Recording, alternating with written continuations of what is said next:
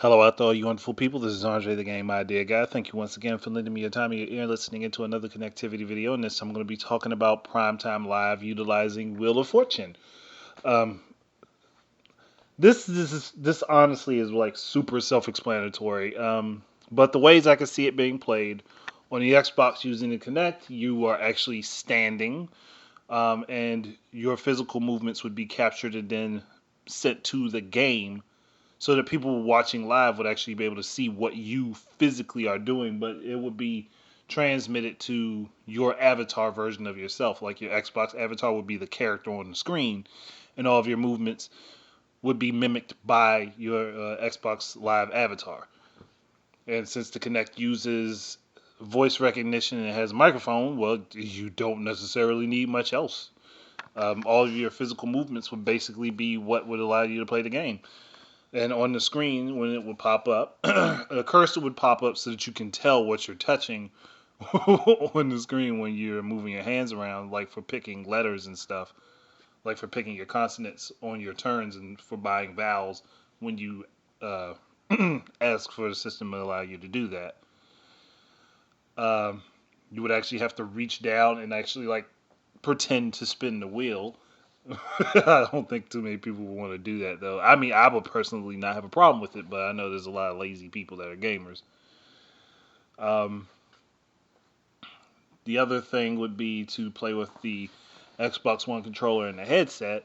So you would basically have the microphone on the headset for you to talk into, and you just push different buttons on the controller. And when it comes down to spinning the wheel, you'd use the analog triggers on it in order to perform I don't know what's wrong with me and my words today. The wheel spin, and then just either using the chat pad, you just push the letter that you want on the chat pad, or if you don't have that, then use the D pad and the A button to select your letter. I mean, that's pretty self-explanatory.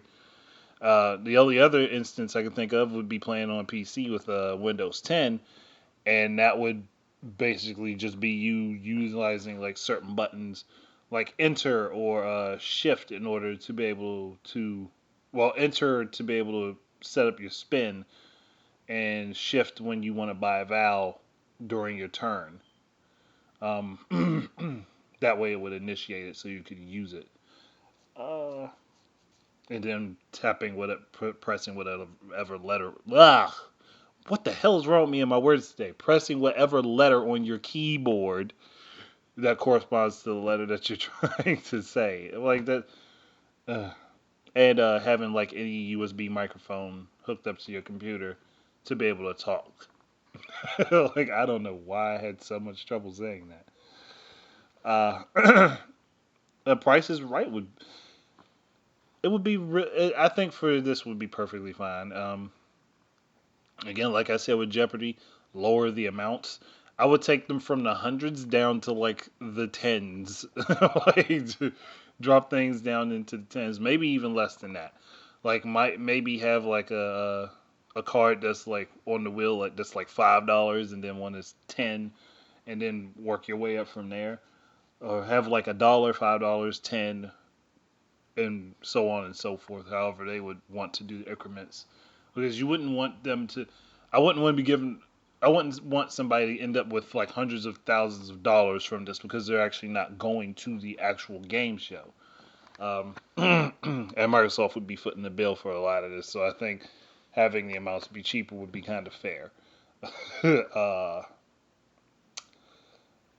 the only thing I can say is just you don't get Pat Sajak and shoot, how did I forget her name? Vanna White.